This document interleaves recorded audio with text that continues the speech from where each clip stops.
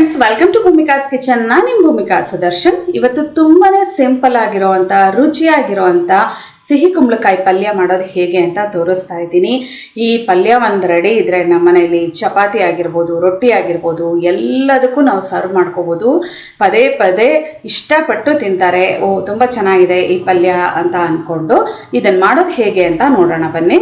Stove on ಮಾಡಿಕೊಂಡು ದಪ್ಪ ತಳ ಇರೋವಂಥ ಬಾಣಲಿ ಒಳಗಡೆ 3 ಟೇಬಲ್ ಸ್ಪೂನ್ ಎಣ್ಣೆ ಹಾಕಿದ್ದೀನಿ. ಎಣ್ಣೆ ಒಂಚೂರು ಚೆನ್ನಾಗಿ ಬಿಸಿ ಆಗ್ತಿದೆ. ಹಾಗೆ ಸಾಸಿವೆ, ಜೀರಿಗೆ, ಕಡಲೆಬೇಳೆ, ಉದ್ದಿನಬೇಳೆ ಎಲ್ಲ ಸ್ವಲ್ಪ ಹಾಕ್ಕೊಂಡು ಮಿಕ್ಸ್ ಮಾಡ್ಕೊಳ್ತೀನಿ. ಸಾಸಿವೆ ಸಿಡಿಯೋದಕ್ಕೆ ಶುರುವಾಗಲಿ. ಸಾಸಿವೆ ಸಿಡಿದಿದ್ದ ಹಾಗೆ ಒಂದು 6ರಿಂದ 7 ಹಸಿಮೆಣಸಿನಕಾಯಿ. ನಾನು ವಿಜುವಲಿ ಇಂಪೈರ್ಡ್ ಆಗಿರೋದ್ರಿಂದ ಸಣ್ಣದಾಗಿ ಕಟ್ ಮಾಡ್ಕೊಂಡಿದ್ದೀನಿ. ನೀವು ಉದ್ದುದಕ್ಕೆ ಬೇಕಾದರೂ ಕಟ್ ಮಾಡ್ಕೋಬೋದು, ಬಾಯಿಸಿದ ಹಾಗೆ. ಮೀಡಿಯಂ ಸೈಜ್ ಈರುಳ್ಳಿ 2, ಕರ್ಬೇವಿನ ಸೊಪ್ಪು 1 ಗರಿ. ಈರುಳ್ಳಿ ಸಾಫ್ಟ್ ಆಗೋವರೆಗೂ ಫ್ರೈ ಮಾಡ್ಕೊಳ್ತೀನಿ. ಈರುಳ್ಳಿ ಒಂದು ಸ್ವಲ್ಪ ಸಾಫ್ಟ್ ಆಗ್ತಿದ್ದ ಹಾಗೆ ಒಗ್ಗರಣೆಗೆ ರುಚಿಗೆ ತಕ್ಕಷ್ಟು ಉಪ್ಪು ಹಾಕೊಳ್ತಾ ಇದ್ದೀನಿ. ಒಂದ್ಸಲ ಚೆನ್ನಾಗಿ ಮಿಕ್ಸ್ ಮಾಡ್ಕೊಳ್ತೀನಿ. ಇವಾಗ ಮೇನ್ ಐಟಮು ಕುಂಬಳಕಾಯಿ ನಾನಿಲ್ಲಿ ಕಪ್ ಮೆಷರ್ಮೆಂಟಲ್ಲಿ ಹೇಳಬೇಕು ಅಂತ ಅಂದರೆ ಒಂದು 4ರಿಂದ 5 ಕಪ್ ಹಾಕೊಂಡಿದ್ದೀನಿ. ಅಂದರೆ ಅರ್ಧ kg ಕುಂಬಳಕಾಯಿನ ಸಣ್ಣದಾಗಿ ಕಟ್ ಮಾಡಿಬಿಟ್ಟು ಹಾಕ್ಕೊಳ್ತಾ ಇದ್ದೀನಿ. ತುಂಬ ಬಲ್ತಿದ್ರಿಂದ ಇದನ್ನು ಸಿಪ್ಪೆ ತೆಗೆದು ನಂತರ ಕಟ್ ಮಾಡ್ಕೊಂಡಿದ್ದೀನಿ, ಬೀಜ ಎಲ್ಲ ತೆಗೆದು. ತುಂಬ ಎಳೆ ಕುಂಬಳಕಾಯಿನ ಅದು ಹುಸಿ ಕುಂಬಳಕಾಯಿ ಸಿಕ್ಕಿದ್ರೆ ನೀವು ಸಿಪ್ಪೆ ಸಮೇತ ಬೇಕಾದರೂ ಮಾಡ್ಕೋಬೋದು. ಇಷ್ಟಪಡದೇ ಇದ್ದವರು ಸಿಪ್ಪೆ ತೆಗೆದುಬಿಟ್ಟೆ ಮಾಡಿ.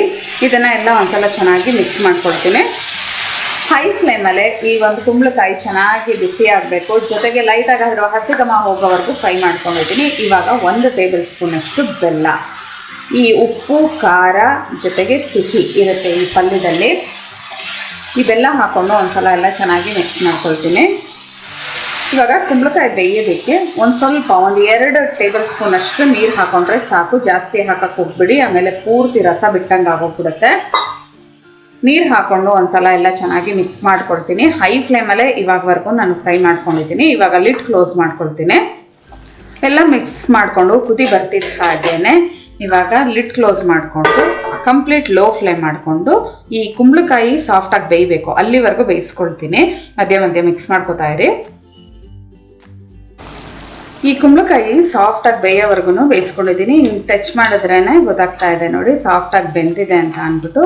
ಉಪ್ಪು ಸ್ವಲ್ಪ ಕಮ್ಮಿ ಇದೆ, ಹಾಗಾಗಿ ಉಪ್ಪು ಒಂಚೂರು ಹಾಕೊಳ್ತೀನಿ. ಟೇಸ್ಟ್ ಮಾಡಿ ನೋಡಿ. ಈ ಟೈಮಲ್ಲಿ ಉಪ್ಪು ಅಥವಾ ಬೆಲ್ಲ, ಖಾರ ಬೇಕು ಅಂದರೆ ಇನ್ನೊಂದೆರಡು ಹಸಿಮೆಣಸಿನ್ಕಾಯಿ ಸಣ್ಣದಾಗಿ ಕಟ್ ಮಾಡಿಬಿಟ್ಟು ಹಾಕೋಬೋದು. ಈ ಟೈಮಲ್ಲಿ ಹಸಿ ತೆಂಗಿನ ತುರಿ 1/4 ಕಪ್ ಹಾಕ್ಕೊಳ್ತಾ ಇದ್ದೀನಿ. ತೆಂಗಿನ ತುರಿ ಹಾಕಿದಷ್ಟು ನಿಮಗೆ ರುಚಿ ಚೆನ್ನಾಗಿರುತ್ತೆ.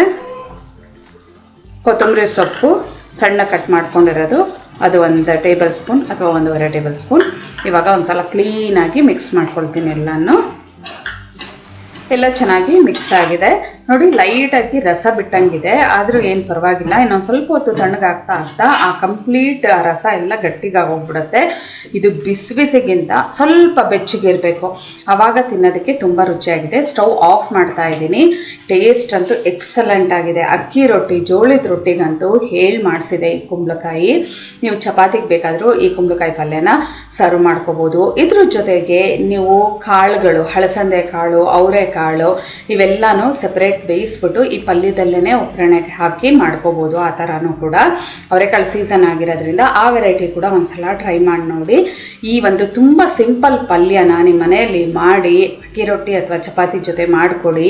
ಎಲ್ಲರೂ ಇಷ್ಟಪಡ್ತಾರೆ. ಪದೇ ಪದೇ ಈ ಕುಂಬಳಕಾಯಿ ಪಲ್ಯನ ಮಾಡಿ ಅಂತ ಕೇಳ್ಕೊಳ್ತಿರ್ತಾರೆ. ಮತ್ತೆ ತಡ ನಿಮ್ಮ ಮನೆಯಲ್ಲೂ ಕೂಡ ಮಾಡಿ ಹೇಗಿದೆ ಅಂತ ನನಗೆ ಕಮೆಂಟ್ ಬಾಕ್ಸಲ್ಲಿ ತಿಳಿಸ್ಬೇಕು. ಇವತ್ತಿನ ಈ ಸಿಂಪಲ್ ರೆಸಿಪಿ ನಿಮ್ಗೆ ಇಷ್ಟ ಆದರೆ ಲೈಕ್ ಮಾಡಿ, ಶೇರ್ ಮಾಡಿ. ಯಾರೆಲ್ಲ ಇನ್ನೂ ಭೂಮಿಕಾಸ್ ಕಿಚನ್ಗೆ ಸಬ್ಸ್ಕ್ರೈಬ್ ಆಗಿಲ್ಲ ದಯವಿಟ್ಟು ಸಬ್ಸ್ಕ್ರೈಬ್ ಆಗಿ. Thanks for watching.